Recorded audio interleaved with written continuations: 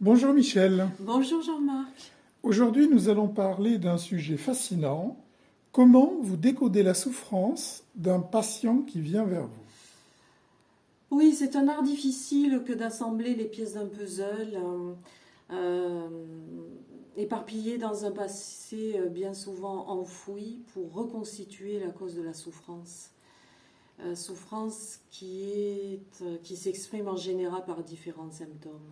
Alors, on en parle souvent de l'inconscient. Prenons une image. Ça pourrait être quoi l'inconscient d'un être humain? Je dirais que c'est comme un labyrinthe avec des portes qui s'ouvrent sur d'autres portes, des pièces cachées dans d'autres pièces. Ça a l'air terriblement compliqué tout ça et très facile pour s'y perdre.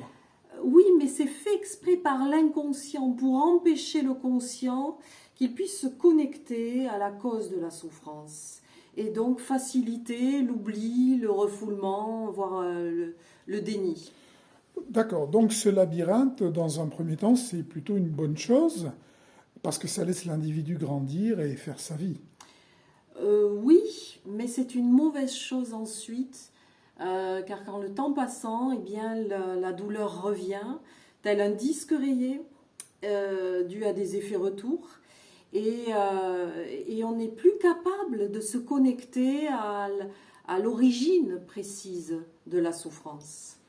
Donc vous êtes une sorte de détective en quelque sorte.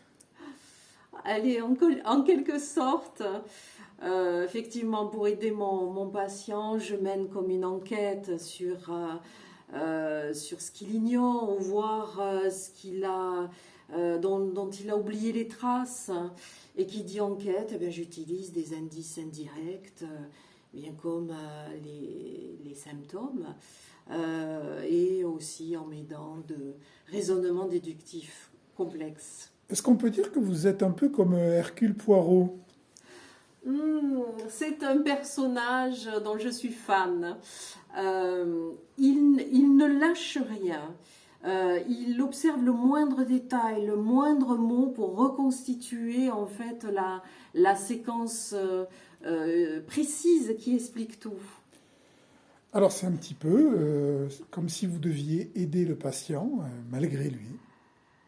Je dirais malgré son inconscient qui fait vraiment le maximum, qui ferait vraiment au mieux pour protéger le conscient. Mais quand ça ne marche plus et que la douleur est soit trop intense, soit trop fréquente, eh bien il faut reconstituer le puzzle pour mettre en place une cure. Et ça c'est le rôle du conversationnel.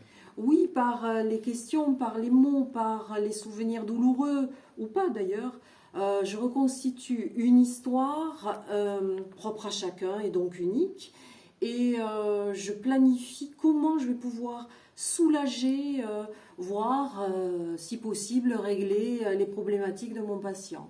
Avec le soutien de l'hypnose thérapeutique. Oui, l'hypnose, c'est la solution. Pour chaque séance, j'écris un texte personnalisé qui va permettre de cicatriser, voire de réparer eh bien, les traumatismes de mon patient, traumatismes d'ailleurs qui soient anciens ou récents. Mais là il faut préciser que pour savoir où opérer, pendant combien de temps et avec quels outils, un diagnostic doit être fait. C'est indispensable effectivement et je dirais même avec un geste chirurgical. Alors est-ce que je me trompe si je dis que peu de patients imaginent à quel point votre tâche est ardue et qu'elle demande à la fois de solides qualités de logique, mais aussi d'empathie? Non. D'ailleurs, il y a toujours la tentation que de croire que je suis une magicienne, que je vais régler les problématiques en un claquement de doigts. Mais c'est faux. Il me faut être précise. Il me faut être connectée sur euh, concentrée sur chaque détail. Il me faut en fait détricoter chaque brin de ficelle, comme par exemple les souvenirs qui sont entremêlés les uns dans les autres. Et tout cela, toujours dans le respect de la personne, bien sûr, sans jugement, sans hésitation, et surtout sans jamais perdre de vue l'objectif ultime. Bien entendu. Alors, justement, quand les résultats sont là, vos patients, ils doivent vous regarder différemment, non? Je dirais qu'à un certain moment, il y a comme un point de bascule où tout ce qui était sombre et brouillé devient clair et limpide et le patient se sent revivre. Et en fait, il sent qu'il est en train de se retrouver petit à petit. Et donc, eh ben, justement, petit à petit, il retrouve sa sérénité et son équilibre. Et ça, c'est votre récompense.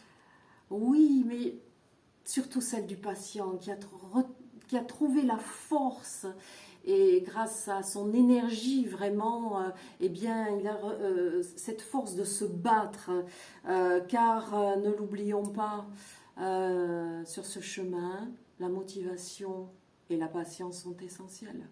Eh bien, un grand merci, Michel, pour ce témoignage instructif sur un aspect méconnu de votre travail. Merci à vous, Jean-Marc, pour toutes vos questions.